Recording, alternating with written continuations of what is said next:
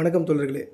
தமிழ்நாட்டில் நடக்கக்கூடிய நிறையா பிரச்சனைகளை தன்னோட கையில் எடுத்து அவங்களுக்கு ஆதரவாக தமிழக வெற்றி கழகம் தொடர்ந்து போராடிட்டு தான் வருது.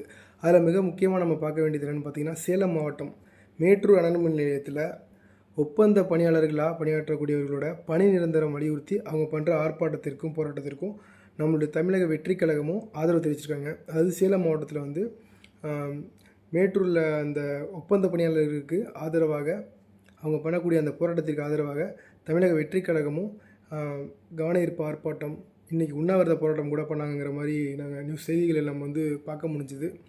வெறும் பேச்சளவில் மட்டும் மக்கள் கூட நாங்கள் இருப்போம் அப்படின்னு சொல்லாமல், இந்த மாதிரி போராட்டங்கள் ஆர்ப்பாட்டங்கள் மூலயமா அவங்களுக்கு உறுதுணையாக இருக்கிறது மக்கள் எல்லாம் பார்த்துட்ருப்பாங்க. இதற்கான அனைத்து ஆதரவுமே மக்கள் சைட்லேருந்து வருது. எப்போவுமே மக்களுக்காக துணை நிற்கக்கூடிய ஒரு கட்சியாக தான் தமிழக வெற்றி கழகம் இருக்கும். இது மட்டும் இல்லாமல் இந்த நேரத்தில் நம்ம தளபதி அவர்களுக்கு ஓய்பிரிவு பாதுகாப்பு வழங்கப்பட்டிருக்கதா ஒரு செய்தி முன்னே வந்துருந்துச்சு. அது வரக்கூடிய 14ஆம் தேதியிலேருந்து அமலுக்கு வருவதாக சொல்லியிருக்காங்க. கண்டிப்பாக அது நமக்கு ஒரு அவசியமானது நம்ம தலைவருக்கு. ஏன்னா இனிமேல் வரக்கூடிய காலகட்டங்கள் நிறையா களத்தில் அவங்க இறங்கி சந்திக்கிற மாதிரி ஒரு மக்கள் எல்லாம், அந்த மாதிரி நேரத்தில் இந்த மாதிரி ஒரு பாதுகாப்பு இருக்கிறது நம்மளுடைய தலைவரோட பாதுகாப்புக்கு ரொம்பவே முக்கியமானதாக இருக்கும். அது இதுக்கு சில விமர்சனம் செய்த கட்சிகள் இவங்க பாஜக பி டீம், அதனால தான் மத்திய அரசு இந்த மாதிரி பாதுகாப்புலாம் கொடுத்துருக்காங்க அப்படின்லாம் கூட சொல்லிகிட்டு இருந்தாங்க.